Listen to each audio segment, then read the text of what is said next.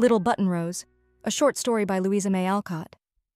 "If you please, I've come," said a small girl as she walked into a large room where 3 ladies sat at work. One of the ladies was very thin, one very stout, and the youngest very pretty. The eldest put on her glasses, the stout one dropped her sewing, and the pretty one exclaimed, "Why, it must be little Rosamond!" "Yes, I've come. The man is taking my trunk upstairs, and I've got a letter for Cousin Penelope," said the child, with the sweet composure of one always sure of a welcome. The stout lady held out her hand for the letter, but the little girl, after a keen look at the 3 faces, went to the old lady, who received her with a kiss, saying, "That's right, but how did you know, dear?" "Oh, Papa said Cousin Penny is old, Cousin Henny fat, and Cousin Cicely rather pretty, so I knew in 1 minute," replied Rosamond, in a tone of innocent satisfaction at her own cleverness, and quite unconscious of the effect of her speech. Miss Penelope hastily retired behind the letter. Miss Henrietta frowned so heavily that the gold-rimmed eyeglasses flew off her nose with a clash, and Cicely laughed outright as she exclaimed, "I'm afraid we have got an enfant terrible among us, though I can't complain of my share of the compliments." "I never expected to find Clara's child well-mannered, and I see I was quite right. Take your hat off, Rosamond, and sit down. It tires sister to lean on her in that way," said Miss Henny in a severe tone, with no offer of any warmer welcome. Seeing that something was amiss, the child quietly obeyed, and perching herself in an ancient armchair crossed her short legs, folded her plump hands over the diminutive traveling bag she carried, and sat looking about the room with a pair of very large blue eyes, quite unabashed, though rather pensive, as if the memory of some tender parting were still fresh in her little heart. While Miss Penny slowly reads the letter, Miss Henny works daisies on a bit of canvas with pettish jerks of her silk, and Miss Cicely leans in the sofa corner, staring at the newcomer. We will briefly introduce our small heroine. Her father was cousin to the elder ladies, and being called suddenly across the water on business, took his wife with him, leaving the little girl to the care of these relatives, thinking her too young for so long a journey.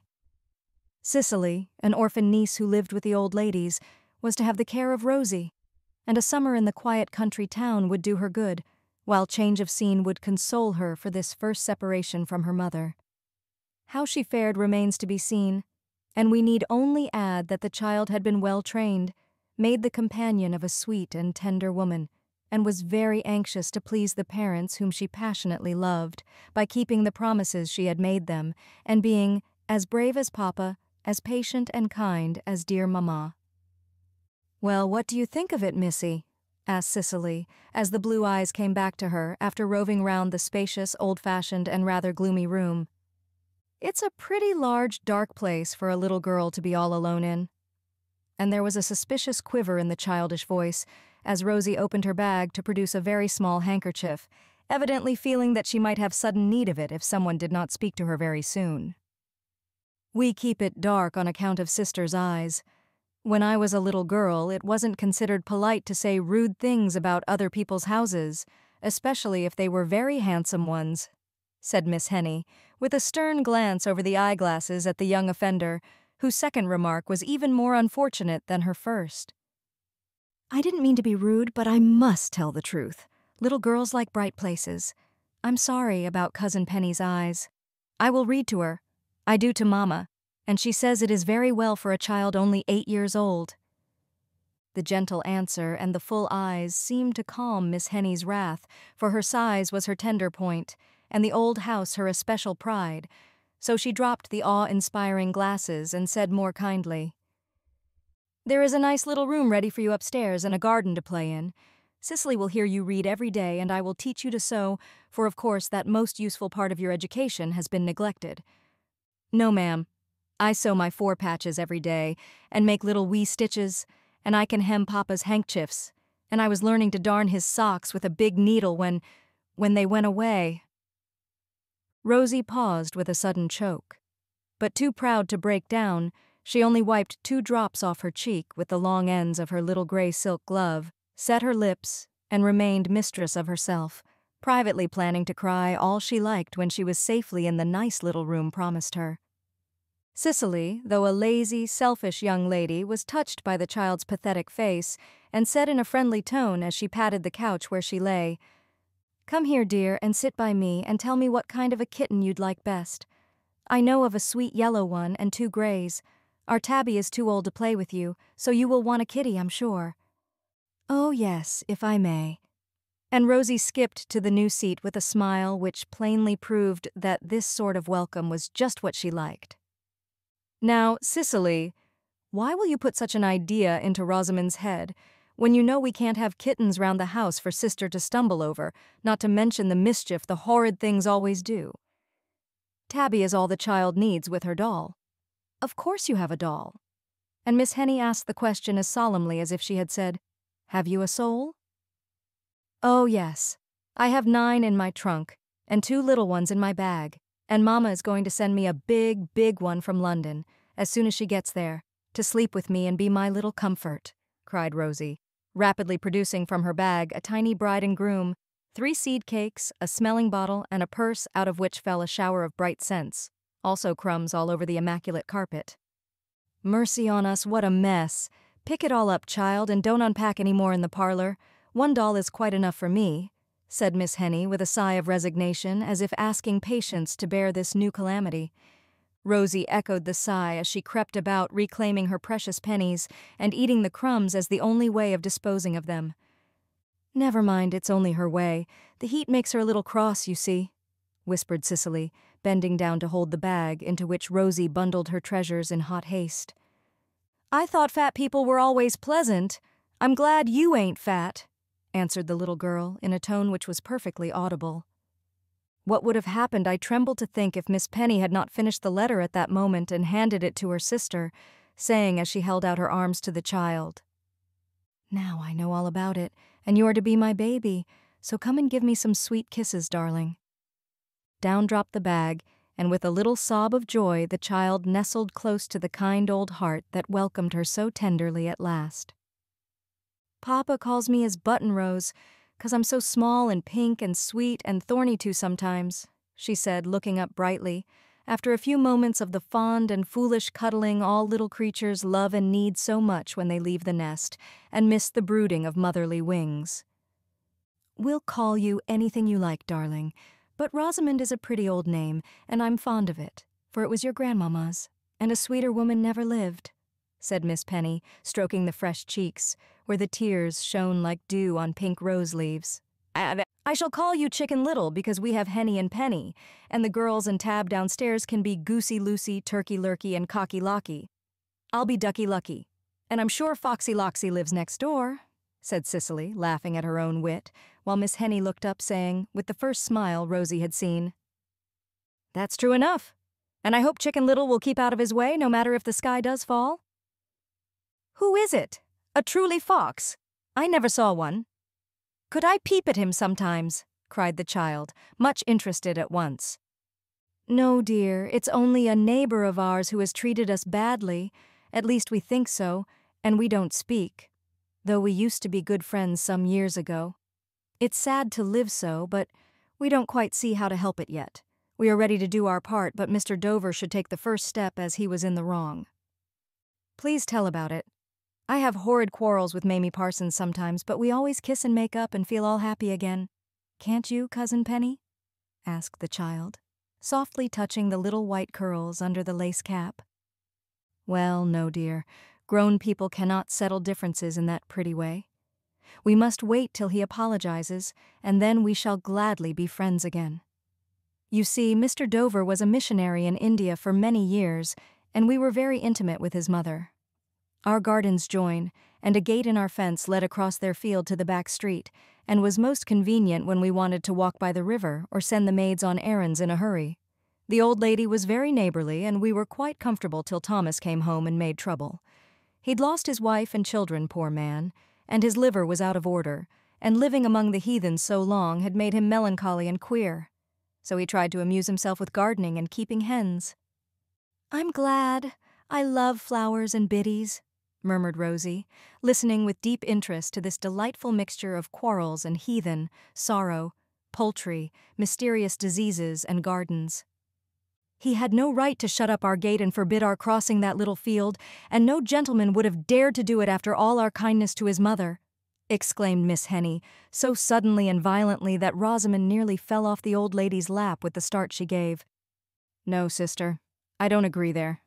Mr. Thomas had a perfect right to do as he liked with his own land, but I think we should have had no trouble if you had been willing to sell him the corner of our garden where the old summer-house is for his hens," began Miss Penny in a mild tone. "Sister, you know the tender memories connected with that bower, and how terrible it would have been to me to see it torn down, and noisy fowls clucking and pecking where I and my poor Calvin once sat together," cried Miss Henny, trying to look sentimental, which was an impossible feat for a stout lady in a flowery muslin gown, and a flyaway cap full of blue ribbons, on a head once flaxen and now gray. "We won't discuss the point, Henrietta," said the elder lady with dignity, whereupon the other returned to the letter, bridling and tossing her head in a way which caused Rosie to stare, and resolved to imitate it when she played being a proud princess with her dolls. "Well, dear, that was the beginning of the trouble," continued Miss Penny, "and now we don't speak, and the old lady misses us, I'm sure, and I often long to run in and see her, and I'm so sorry you can't enjoy the wonders of that house, for it's full of beautiful and curious things, most instructive for children to observe. Mr. Thomas has been a great traveler, and has a tiger skin in the parlor so natural it's quite startling to behold. Also spears and bows and arrows and necklaces of shark's teeth from the Cannibal Islands, and the loveliest stuffed birds, my dear, all over the place, and pretty shells and baskets, and ivory toys and odd dresses, and no end of wonderful treasures. Such a sad pity you can't see them." And Miss Penny looked quite distressed at the child's loss. "Oh, but I guess I will see 'em. Everyone is good to me, and old gentlemen like little girls. Papa says so, and he always does what I want when I say 'please' with my Ouijulin smile, as he calls it," said Rosie, giving them a sample of the most engaging sort. "You funny little thing, do try it, and soften the heart of that tiresome man. He has the finest roses in town and the most delicious fruit, and we never get any, though he sends quantities everywhere else. Such a fuss over an old earwiggy arbor. It is perfectly provoking when we might enjoy so much over there, and who knows what might happen." As Cicely spoke, she smoothed her brown curls and glanced at the mirror, quite conscious that a very pretty young lady of 20 was wasting her sweetness in the great gloomy house with 2 elderly spinsters. "I'll get some for you," answered Rosie, with a nod of such calm conviction of her own power that Cicely laughed again and proposed that she should go at once and view the battlefield. "Could I run in the garden? I'd love to, after riding so long," asked Rosie, eager to be off, for her active legs ached for exercise, and the close, shady room oppressed her. "Yes, dear, but don't get into mischief or worry Tabby or pick the flowers. Of course you wouldn't touch green fruit or climb trees or soil your little frock. I'll ring the bell for you to come in and be dressed for tea when it is time." With these directions and a kiss, Miss Penny, as Cicely did not stir, let the child out at the back door of the long hall, and watched her walk demurely down the main path of the prim old garden, where no child had played for years, and even the toads and fat robins behaved in the most decorous manner. "It's pretty dull, but it's better than the parlor with all the staring pictures," said Rosie to herself, after a voyage of discovery had shown her the few charms of the place. The sight of a large yellow cat reposing in the sun cheered her eyes at that moment, and she hastened to scrape acquaintance with the stately animal, for the snails were not social, and the toads stared even more fixedly at her than the painted eyes of her respected ancestors. But Tabby disliked children as much as her mistress, and after submitting ungraciously to a few caresses from the eager little hands, she rose and retired majestically to a safer perch on the top of the high wall which enclosed the garden. Being too lazy to jump, she walked up the shelves of an old flower stand molding in a corner, and by so doing, gave Rosie a brilliant idea, which she at once put into action by following Tabby's example. Up this new sort of ladder she went, and peeped over the wall, delighted at this unexpected chance to behold the enemy's territory. "Oh, what a pretty place!" she cried, clasping her grubby little hands with rapture, as the beauties of the forbidden land burst upon her view. It was indeed a paradise to a child's eyes, for flowers bloomed along the winding paths, Ripening fruit lay rosy and tempting in the beds below. Behind the wire walls that confined them, clucked and strutted various sorts of poultry. Cages of gay birds hung on the piazza, and through the open windows of the house one caught glimpses of curious curtains, bright weapons, and mysterious objects in the rooms beyond. A gray-headed gentleman in a queer nankeen coat lay asleep on a bamboo lounge under the great cherry tree with a purple silk handkerchief half over his face. "That's the missionary man, I suppose. He doesn't look cross at all.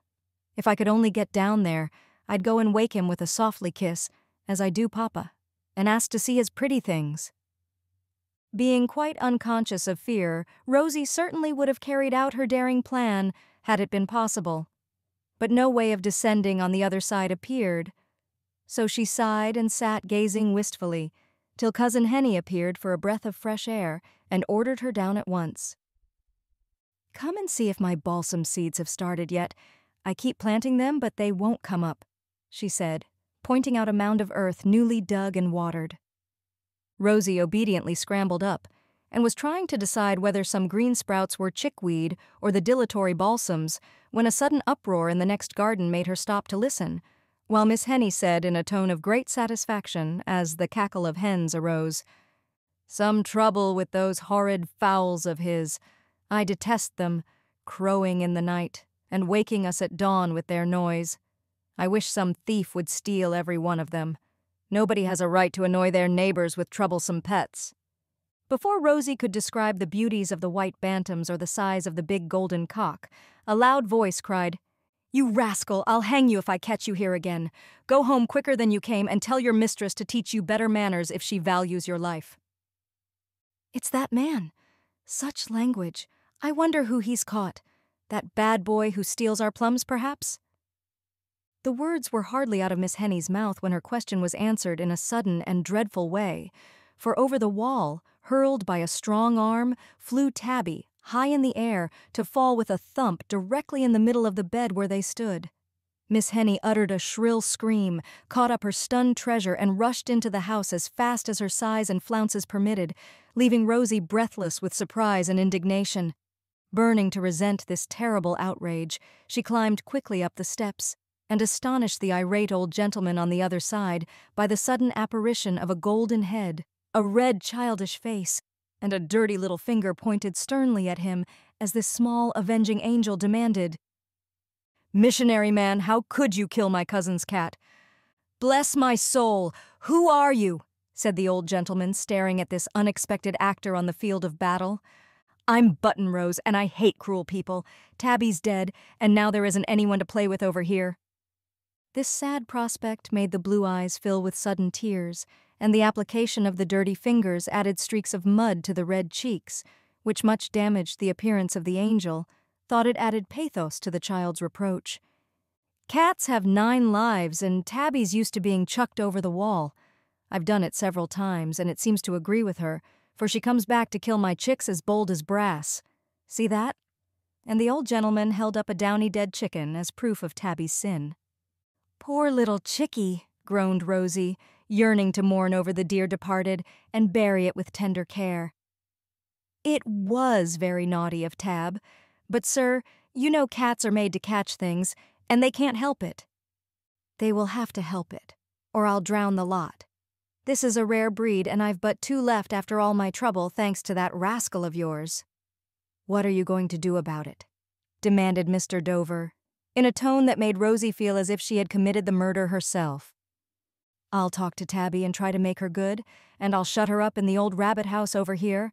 Then I hope she will be sorry and never do it any more," she said, in such a remorseful tone that the old gentleman relented at once, ashamed to afflict such a tender little soul. "Try it," he said, with a smile that made his yellow face pleasant all at once.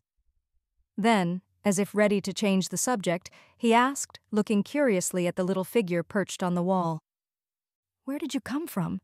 Never saw any children over there before. They don't allow 'em." Rosie introduced herself in a few words, and seeing that her new acquaintance seemed interested, she added with the wheedling smile Papa found so engaging, "It's pretty lonely here, I guess, so perhaps you'll let me peep at your nice garden sometimes if it doesn't trouble you, sir." Poor little soul.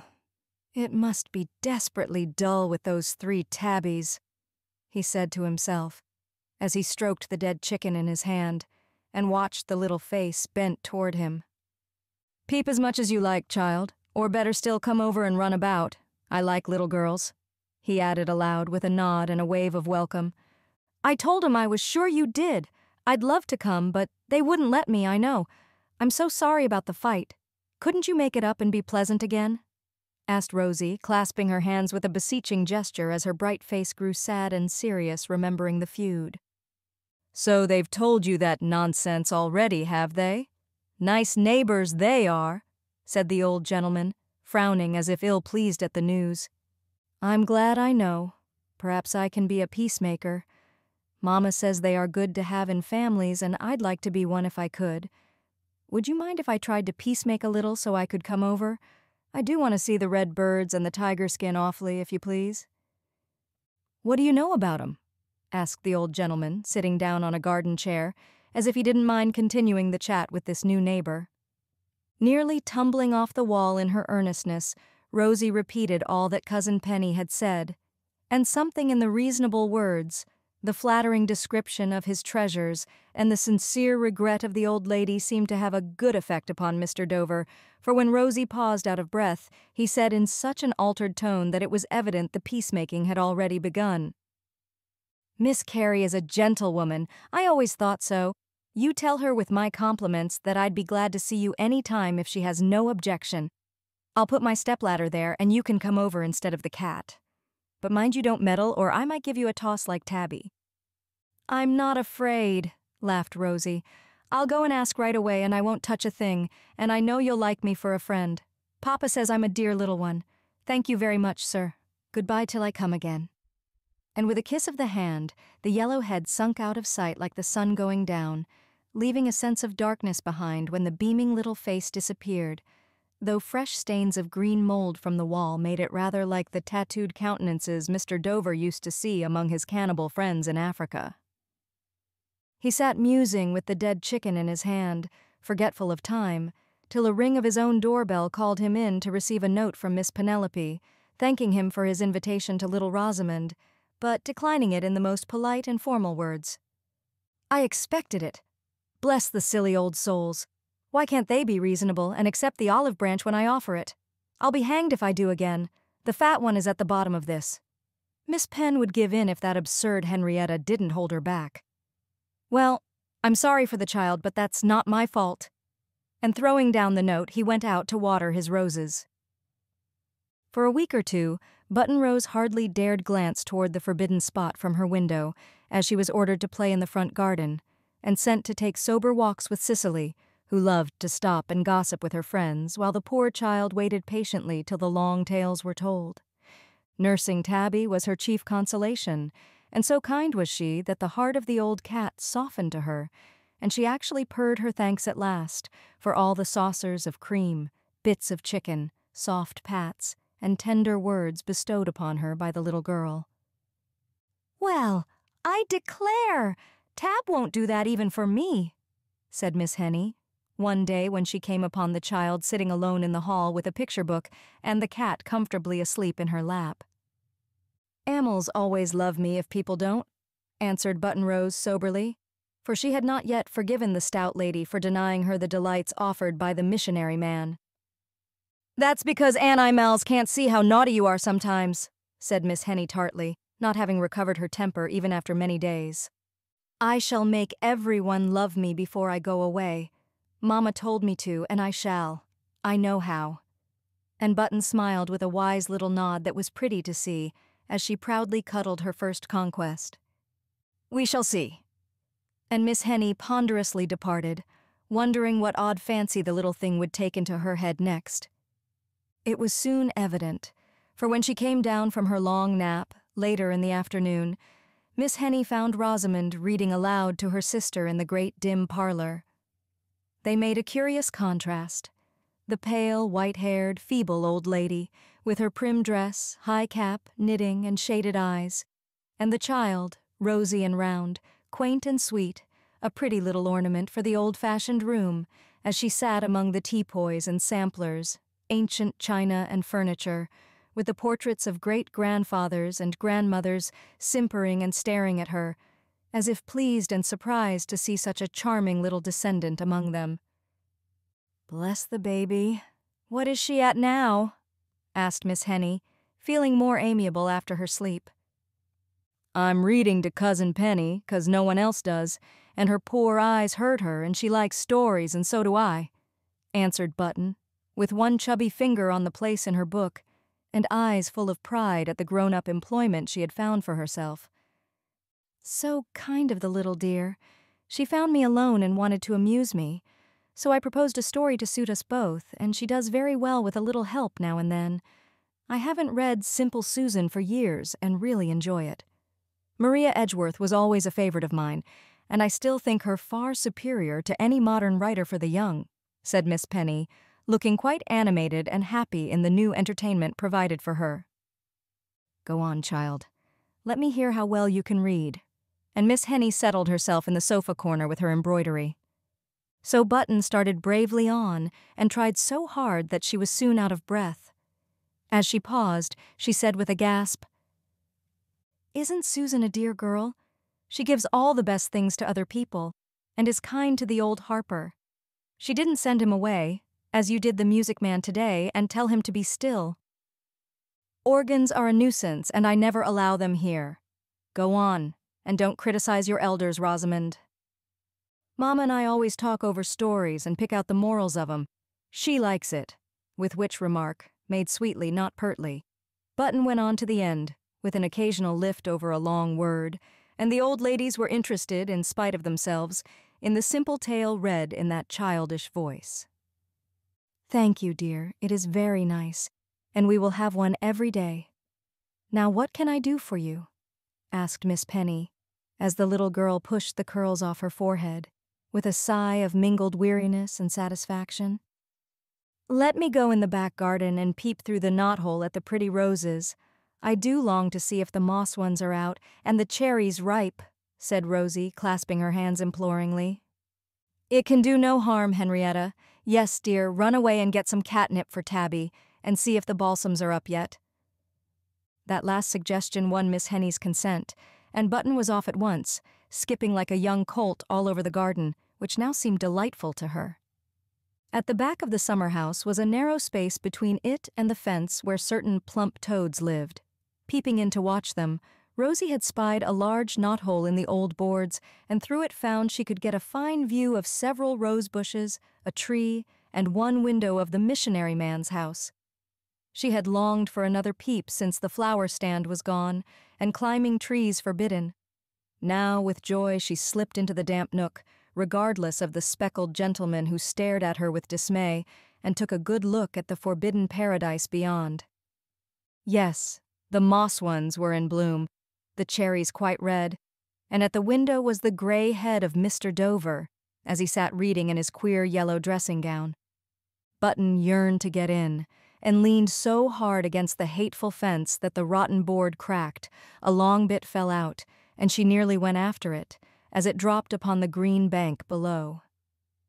Now the full splendor of the roses burst upon her, and a delightful gooseberry bush stood close by with purplish berries temptingly bobbing within reach. This obliging bush hid the hole, but left fine openings to see through. So the child popped her curly head out and gazed delightedly at the chickens, the flowers, the fruit, and the unconscious old gentleman not far away. "I'll have it for my secret, or maybe I'll tell Cousin Penny and beg her to let me peep if I truly promise never to go in," thought Button, knowing well who her best friend was. At bedtime, when the dear old lady came to give the good-night kiss, which the others forgot, Rosie, as Miss Penny called her, made her request. And it was granted, for Miss Penny had a feeling that the little peacemaker would sooner or later heal the breach with her pretty magic, and so she was very ready to lend a hand in a quiet way. Next day at playtime, Button was hurrying down her last bit of gingerbread, which she was obliged to eat properly in the dining room, instead of enjoying out of doors, when she heard a sudden flurry in the garden, and running to the window saw Roxy the maid chasing a chicken to and fro, while Miss Henny stood flapping her skirts on the steps and crying, "Shoo! till she was red in the face. "It's the white banty, and it must have come in my hole. Oh dear, I hope they won't catch it. Cousin Henny said she'd wring the neck of the first one that flied over the wall." Away went Rosie to join in the hunt, for Miss Henny was too fat to run, and Roxy found the lively fowl too much for her. It was a long and hard chase. Feathers flew, the maid lost her breath, Rosie tumbled down, and Miss Henny screamed and scolded till she was forced to sit down and watch in silence. At last, poor hunted Banty ran into the arbor, for its clipped wings would not lift it over the wall. Button rushed after it, and dismal squalls plainly proclaimed that the naughty chicken was caught. Miss Henny waddled down the path, declaring that she would wring its neck, and Roxy went puffing after her, glad to rest. But the old summer house was empty. No little girl, no ruffled bantam appeared. Both had vanished like magic, and mistress and maid stared at each other in amazement, till they saw that the long-disused window was open, and a gleam of light came in from the narrow opening behind. "My patience! If that child hasn't crept out there and bolted through that hole in the fence. Did you ever, miss?" exclaimed Roxy, trying not to look pleased at being spared the distasteful task of killing the poor chicken. "Naughty girl," began Miss Henny when the sound of voices made both listen. "Slip in there and see what is going on," said the mistress, well knowing that her stout person never could be squeezed into the small space between house and fence. Roxy, being thin, easily obeyed, and in a whisper telephoned what went on beyond the hole, causing Miss Henny much vexation, surprise, and at last real pleasure, as the child performed her little part in the mission she had undertaken. "Oh, please, it's all my fault. I kept the hole open, Mr. Thomas, and so Banty flied in. But it isn't hurt a bit, and I've brought it home all safe, 'cause I know you love your chickies and Tabby ate lots of 'em," said the childish voice in its most conciliatory tone. "Why didn't you fling it over the wall as I did the cat?" asked Mr. Dover, smiling, as he shut up the truant fowl and turned to look at the rosy, breathless child, whose pink frock bore the marks of many a tumble on grass and gravel. "It would hurt Banty's feelings and yours too and not be polite, so I came myself to make some apologies and say it was my fault. But please, could I keep the hole to peep through if I always put up a board when I go away? It is so dull in there and so sweet in here. Don't you think a little gate would be nicer? One just big enough for you with a hook to fasten it?" "We'll call it a buttonhole," laughed Mr. Dover. "Then you could peep. Or perhaps the ladies will think better of it, and show that they pardon my ill treatment of Tabby by letting you come in and pick some cherries and roses now and then." This charming proposal caused the little girl to clasp her hands and cry aloud, "That would be perfully splendid. I know Cousin Penny would like it and let me. Perhaps she'd come herself. She's so thin she could, and she loves your mother and wants to see her. Only Cousin Henny won't let us be nice and friendly. Suppose you send her some cherries. She loves good things to eat, and maybe she will say yes if you send lots." Mr. Dover laughed at this artless proposal, and Miss Henny smiled at the prospect of a gift of the luscious black-heart cherries she had been longing for. Roxy wisely repeated only the agreeable parts of the conversation, so nothing ruffled the lady's temper. Now, whether Mr. Dover's sharp eye caught a glimpse of the face among the gooseberry bushes and suspected eavesdroppers, or whether the child's earnest desire to make peace touched him, who shall say?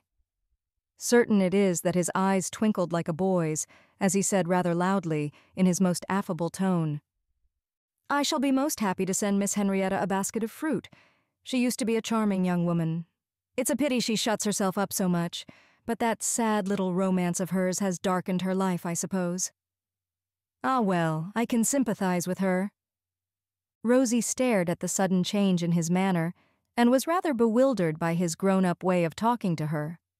But being intent on securing something nice to carry home, she stuck to the cherries, which she did understand, and pointing to the piazza said with a business-like air, "There's a basket, so we might pick 'em right away.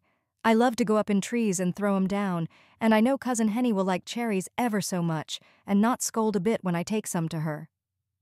"Then come on," cried Mr. Thomas, relapsing into the hearty manner she liked so much, and away he went quite briskly down the path with his yellow skirts waving in the wind and Button skipping after him in great glee. They actually are a-picking cherries, miss, up in the tree like a couple of robins a-chirpin' and laughin' as gay as can be," reported Roxy from her peephole. "Rip off the rest of that board, then I can see," whispered Miss Henny, quivering with interest now, for she had heard Mr. Dover's words, and her wrath was appeased by that flattering allusion to herself. Off came the rest of the board, and from the window, half hidden in woodbine, she could now see over the bushes into the next garden. The peephole commanded the tree, and she watched with eager eyes the filling of the basket to be sent her, planning the while a charming note of thanks. "Do look, miss. They are resting now, and she's on his knee. Ain't it a pretty picter?" whispered Roxy, unmindful of the earwigs, ants, and daddy-long-legs promenading over her as she crouched in her moldy corner, intent on the view beyond. "Very pretty. He lost several children in India, and I suppose Rosie reminds him of them." "Ah, poor man. I can sympathize with him, for I too have loved and lost," sighed Miss Henny, pensively surveying the group on the rustic seat. They were playing cherry bob, and the child's laughter made pleasant music in the usually quiet place, while the man's face lost its sad, stern look and was both gay and tender as he held the little creature close and popped the ripe fruit into the red, laughing mouth. As the last sweet morsel disappeared, Rosie said, with a long breath of perfect content, "It's almost as good as having Papa to play with. I do hope the cousins will let me come again. If they don't, I think my heart will break, 'cause I get so homesick over there and have so many trials, and no one but Cousin Penny ever cuddles me. Bless her heart. We'll send her some flowers for that. You tell her that Mrs. Dover is poorly and would like very much to see her, and so would Mr. Thomas, who enjoys her little niece immensely. Can you remember that?" "Every word.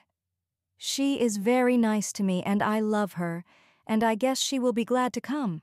She likes moss roses, and so do I," added the unblushing little beggar, as Mr. Dover took out his knife and began to make the bouquet which was to be Miss Penny's bribe. He could not bear to give up his little playmate, and was quite ready to try again, with this persistent and charming ally to help him heal the breach. "Shall you send anything to Sis?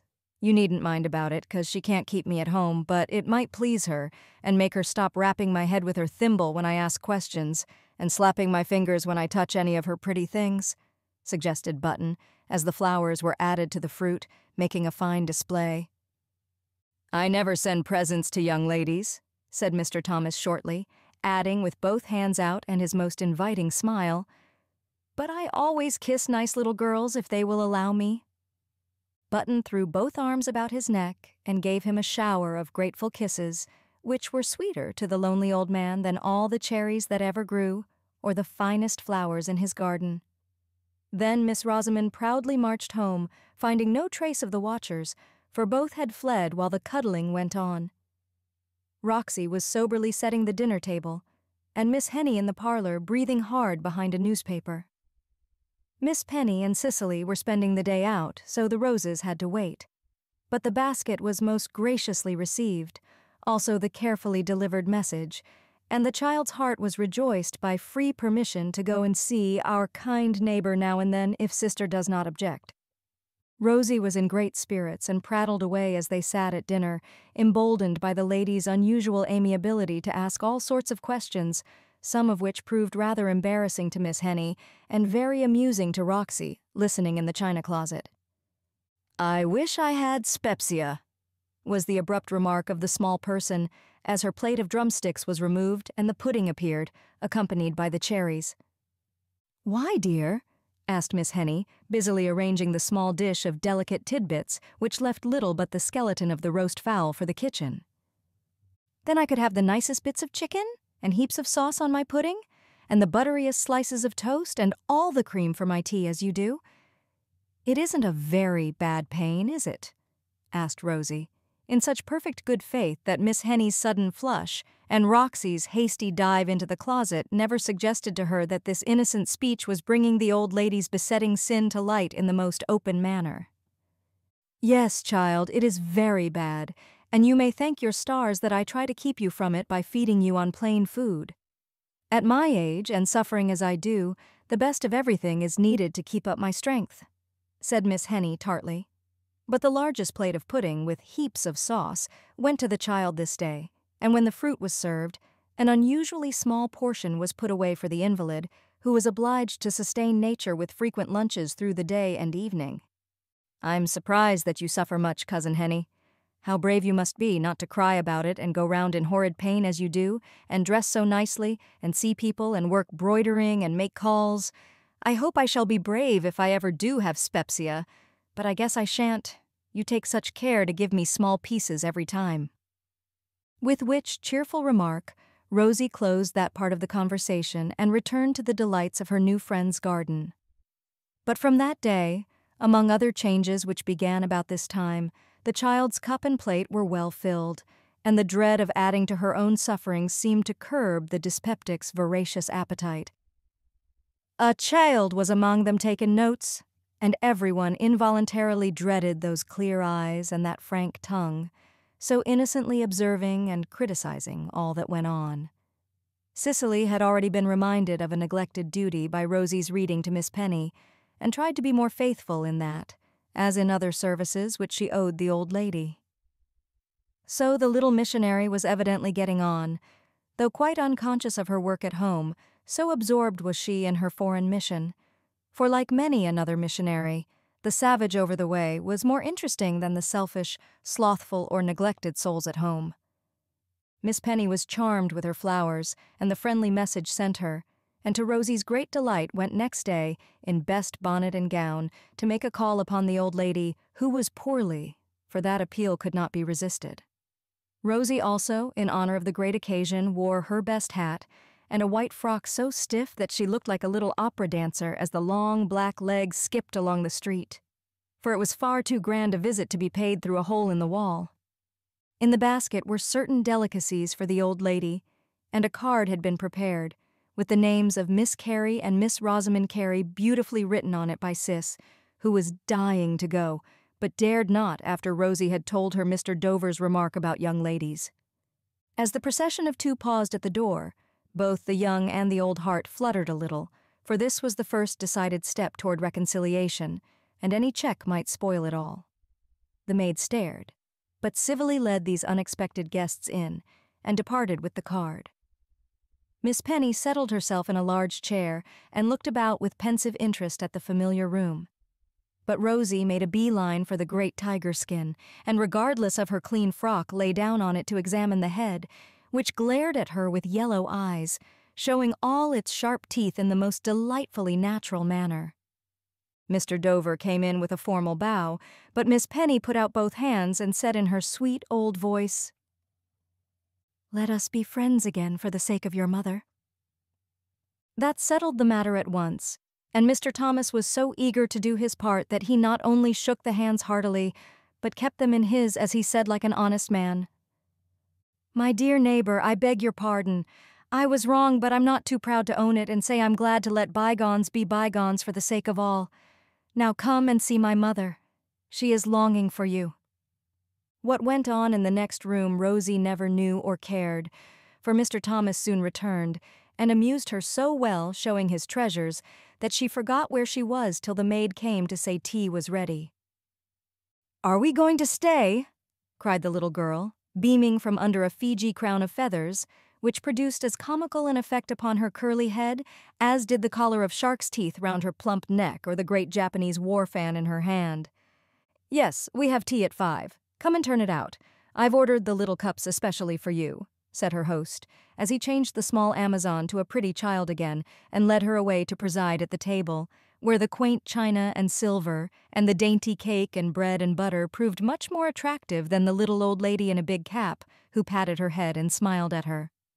Never had Rosie enjoyed such a delicious meal, for the rapture of pouring real tea out of a pot shaped like a silver melon into cups as thin as eggshells and putting in sugar with tongs like claws, not to mention much thick cream, also spicy plummy cakes that melted in one's mouth, was too great for words.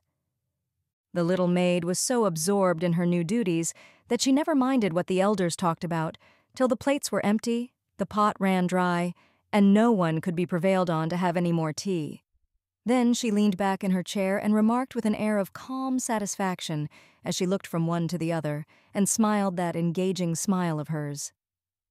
"Isn't being friends a great deal nicer than fighting and throwing cats over walls and calling bad names?" It was impossible not to laugh, and that cheerful sound seemed to tune everyone to the sweetest harmony, while the little peacemaker was passed round as if a last course of kisses was absolutely necessary. Then the party broke up, and Mr. Dover escorted his guests to their own gate, to the great amazement of the neighbors and the very visible pride of Miss Button-Rose, who went up the walk with her head as high as if the wreath of daisies on her little hat had been a conqueror's crown. Now that the first step had been taken, all would have gone smoothly if Cicely, offended because Mr. Thomas took no notice of her, had not put it into Miss Henny's head that as the original quarrel began between her and their neighbor, it would not be dignified to give in till Mr. Dover had come and begged pardon of her, as well as of Miss Penny. This suited the foolish old lady, who never could forget certain plain words spoken in the heat of battle, though the kindly ones lately heard had much softened her heart toward the offender. "No, I shall not forget my dignity, nor humble myself by going over there to apologize as Penelope has. She can do as she likes, and now that he has asked to be forgiven, there is perhaps no harm in her seeing the old lady, but with me it is different. I was insulted, and till Thomas Dover comes here and solemnly asks my pardon, I will not cross his threshold no matter what bribes he sends," said Miss Henny, with an air of heroic firmness. But it did cost her a pang when her sister went every now and then to take tea with the old lady and came home full of pleasant news, while Rosie prattled of the fine things she saw, the nice things she had to eat, and never failed to bring some gift to share, or to display to the exiles from paradise. They ate the bribes, however, as they called the fruit, admired the pretty trinkets and toys, and longed to share in the mild festivities of the pleasant house over the way, but stood firm in spite of all Rosie's wiles, till something unexpected happened to touch their hearts, conquer their foolish pride, and crown the little peacemaker's efforts with success. One August afternoon, Cicely was discontentedly looking over her small store of ornaments as she made ready for a party. She loved gaiety and went about a great deal, leaving many duties undone, or asking the little girl to attend to them for her, neglecting, however, to show any gratitude for these small services so cheerfully done. As she sat tossing over her boxes, Button-Rose came in looking tired and listless, for it was a hot day, and she had been out twice to do errands for Cicely, besides trotting busily up and down to wait on the old ladies while the young one put fresh ribbons on her dress and curled her hair for the evening. "Could I lie on your sofa, please, sis? My head aches and my legs are so tired," said little Button, when her tap had been answered by a sharp, "What do you want, child?" "No, I'm going to lie there myself and have a nap as soon as I'm done here. It's cooler than the bed, and I must be fresh for tonight," said Cicely, too intent on her own affairs to see how used up Rosie looked. "Then could I look at your pretty things if I don't touch 'em?" asked the child, longing to peep into the interesting boxes scattered on the table. "No, you can't. I'm busy, and don't want you asking questions and meddling. Go away and let me alone." Cicely spoke crossly and waved her hand with a warning gesture, thereby upsetting the tray which held the beads of the necklace she had decided to wear for want of something better.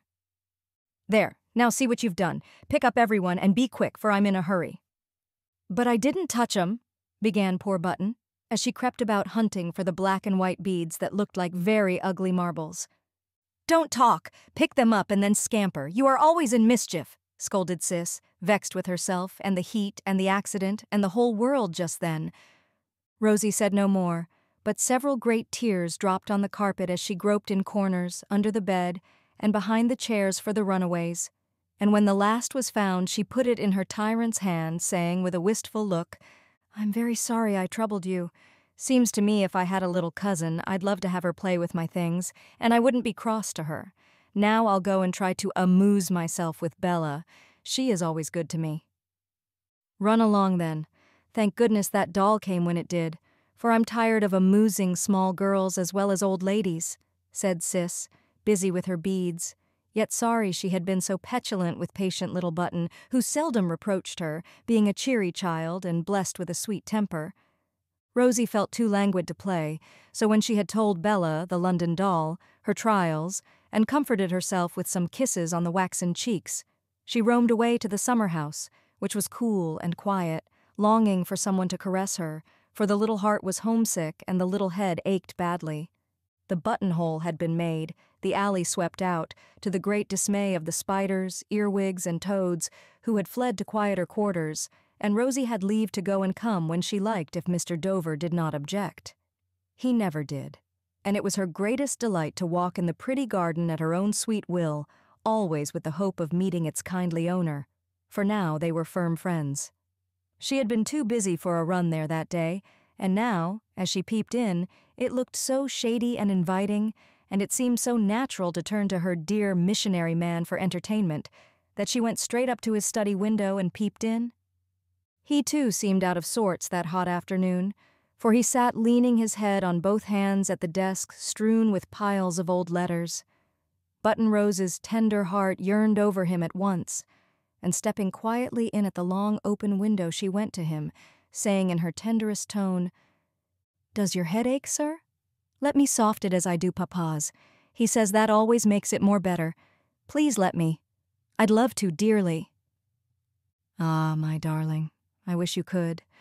But the pain is in my heart, and nothing will ever cure it," sighed Mr. Thomas, as he drew her close and put his wrinkled yellow cheek to her soft one, which looked more like a damask rose than usual. "You have trials too, I suppose? Mine trouble me today, so I came over to see you." "Shall I go away?" asked Rosie with a sigh and the wistful look again. "No, stay, and we will comfort each other. Tell me your troubles, Button, and perhaps I can help them," the kind old gentleman said as he took her on his knee and stroked the curly head with a paternal touch.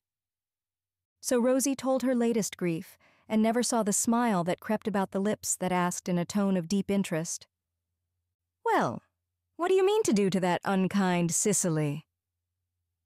For a minute I wanted to slap her back when she tried to spat my hands. Then I remembered that Mama said a kiss for a blow was a good thing, so I picked up the beads and planned to do it. But Sis looked so cross I couldn't. If I had a pretty necklace, I'd go and give it to her, and then maybe she'd love me better. "My dear little missionary, you shall have beads to win the heart of your heathen if that is all you need. See here, take anything you like and give it with the kiss." As he spoke, Mr. Dover pulled open a drawer in the desk and displayed a delightful collection of pretty, quaint, and curious trinkets picked up in foreign lands and kept for keepsakes, since no little daughters of his own lived to wear them. "How perfectly gorgeous!" cried Rosie, who often fell into baby talk when excited, and plunging in her hands, she reveled for some minutes in sandalwood cases, carved ivory fans, silver bangles, barbaric brooches, and necklaces of coral, shells, amber, and golden coins that jingled musically. "What shall I take for her?" cried the little maid, bewildered by such a mine of wealth. "You pick out one, Mr. Thomas, that will please her so much 'cause you never send her anything and she don't like it," said Rosie, fearing that her own taste was not to be trusted, as she liked the shells and shark's teeth ornaments best. "No, I'll give you one, and you shall do as you like about giving it to her. This now is really valuable and pretty, and any young lady would like to wear it. It makes me think of you, my Button, for it is like sunshine, and the word cut on the little heart means peace." Mr. Dover held up a string of amber beads with its carved amulet, and swung it to and fro where the light shone through it till each bead looked like a drop of golden wine. "Yes, that is lovely, and it smells nice, too. She will be so surprised and pleased. I'll go and take it to her right away," cried Rosie, forgetting to ask anything for herself in her delight at this fine gift for Sis. But as she lifted her head after he had fastened the clasp about her neck, something in his face recalled the look it wore when she first came in, and putting both hands upon his shoulders, she said in her sweet little way, "You've made my troubles go away, can't I make yours? You are so kind to me, I'd love to help you if I could." "You do, my child, more than you know. For when I get you in my arms, it seems as if one of my poor babies had come back to me, and for a minute I forget the 3 little graves far away in India." "3?" cried Button, like a sad, soft echo. and she clung to the poor man as if trying to fill the empty arms with the love and pity that overflowed the childish soul in her small body. This was the comfort Mr. Thomas wanted, and for a few moments he just cradled her on his hungry heart, crooning a Hindustani lullaby, while a few slow tears came dropping down upon the yellow head, so like those hidden for years under the Indian flowers. Presently he seemed to come back from the happy past, to which the old letters had carried him. He wiped his eyes, and Rosie's also, with the big purple silk handkerchief, and pressing some very grateful kisses on the hot cheeks, said cheerfully again, "God bless you, child, that's done me good. But don't let it sadden you, dear. Forget all about it and tell no one what a sentimental old fool I am." "I never truly will. Only when you feel sorry about the poor little babies. Let me come and give you cuddlings. They always make people feel more better, and I love 'em, and don't get any now my dear people are away." So the two made a tender little plan to comfort each other when hearts were heavy with longings for the absent, and parted at the small gate, both much cheered and faster friends than ever. Rosie hastened in with her peace offering, forgetful now of headache or loneliness as she sat patiently in the wide entry window seat, listening till some sound in Cicely's room should show that she was awake. Before that happened, however, poor Button fell asleep herself, lulled by the quiet of the house, for everyone was napping, and dreamed that Mr. Dover stood waving a rainbow over his head, while several Indian gods and 3 little girls were dancing round him, hand in hand, to the tune of "Ring Around a Rosie." A loud yawn roused her, and there was Cis peeping out of her door to see what time it was by the old-fashioned clock on the landing.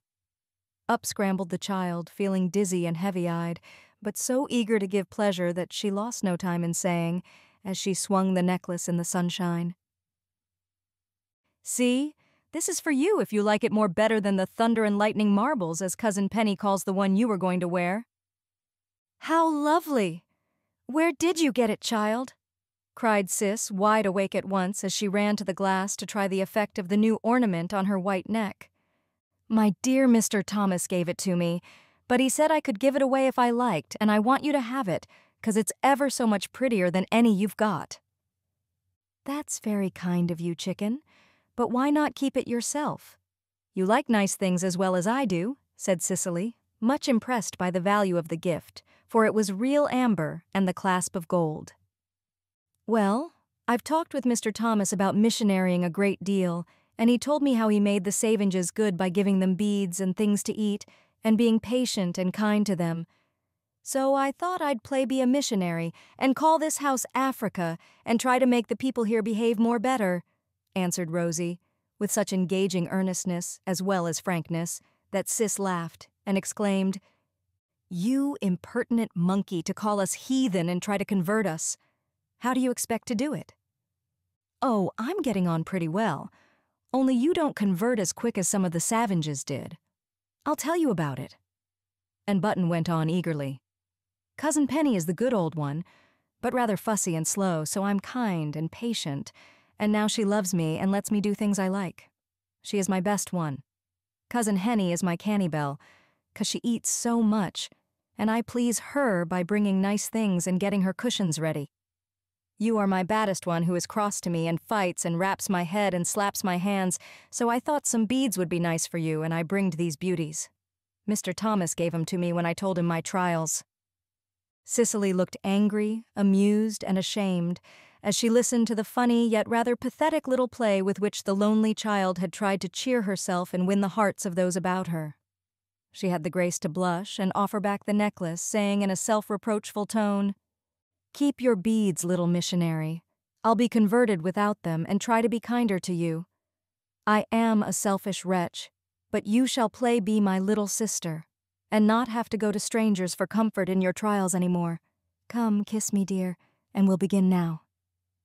Rosie was in her arms at once and clung there, saying with a face all smiles, "That's what I wanted. I thought I'd make a good savage of you if I tried very hard. Please be kind to me just till Mama comes back, and I'll be the best little sister that ever was." "Why didn't you tell me all about it before?" asked Cicely, smoothing the tired head on her shoulder with a new gentleness, for this last innocent confession had touched her heart as well as her conscience. You never seemed to care about my plays and always said, 'Don't chatter, child, run away and take care of yourself.' So I did. But it was pretty dull, with only Tabby to tell secrets to and Bella to kiss. Mr. Thomas said people over here didn't like children very well, and I found they didn't. He does dearly, so I went to him. But I like you now. You are so soft and kind to me. How hot your cheeks are.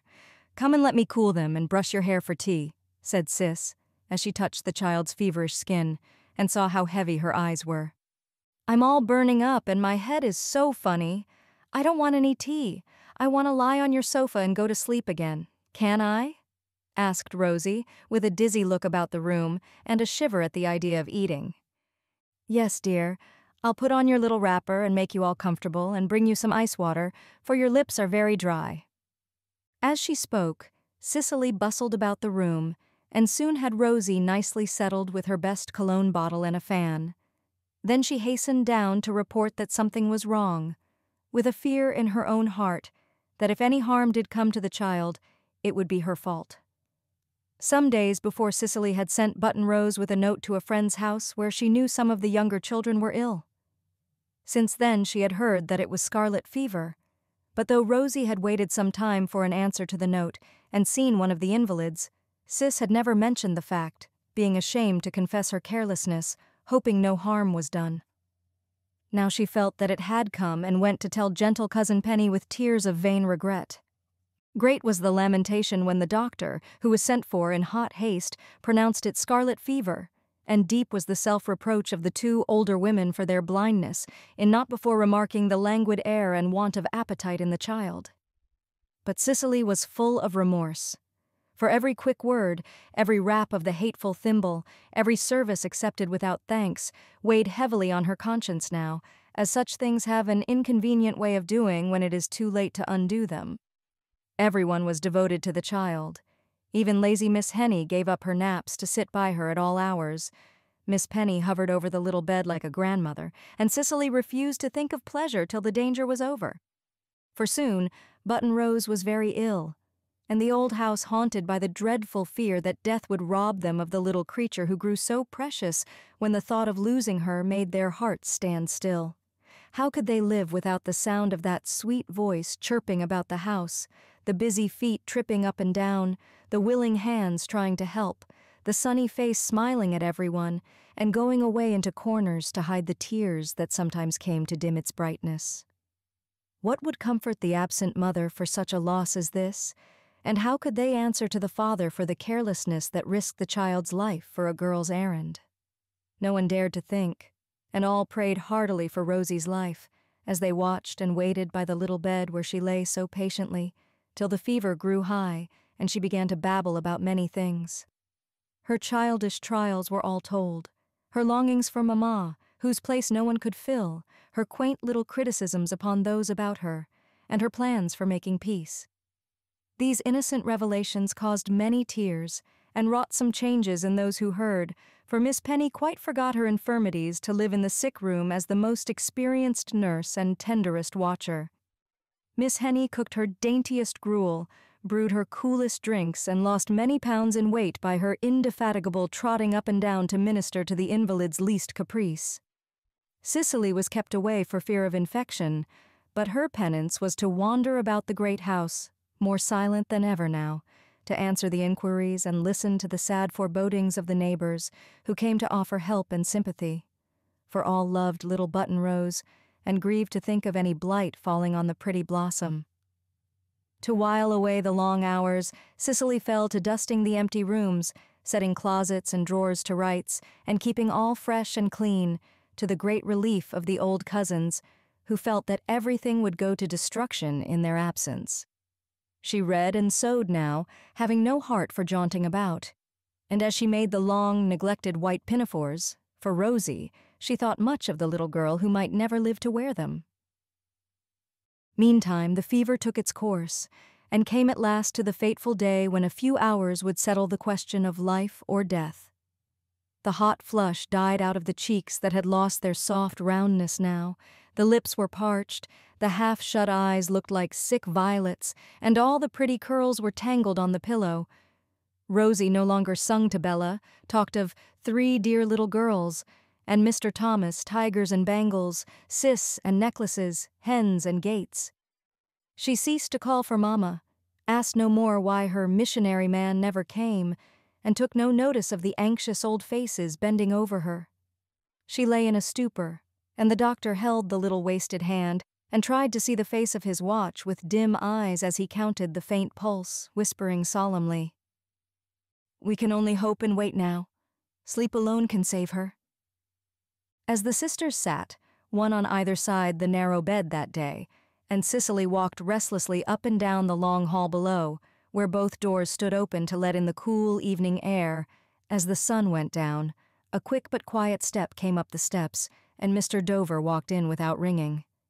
He had been away, and coming home an hour ago, heard the sad news. Losing not a moment, he hurried to ask about his little Button, and his face showed how great his love and fear were, as he said in a broken whisper, "Will she live? My mother never told me how serious it was, or I should have returned at once." "We hope so, sir, but—" And there Cicely's voice failed, as she hid her face and sobbed. "My dear girl, don't give way. Keep up your heart, hope, pray. Will that the darling shall live, and that may do some good. We can't let her go. We won't let her go. Let me see her. I know much of fevers far worse than this, and might be able to suggest something," begged Mr. Dover, throwing down his hat and waving an immense fan with such an air of resolution and cheery goodwill that tired Cis felt comforted at once, and led the way upstairs entirely forgetting the great feud as he did. At the threshold of the door he paused till the girl had whispered his name. Miss Penny, always a gentlewoman, rose at once and went to meet him, but Miss Henny did not even seem to see him, for just then, as if dimly feeling that her friend was near, Rosie stirred and gave a long sigh.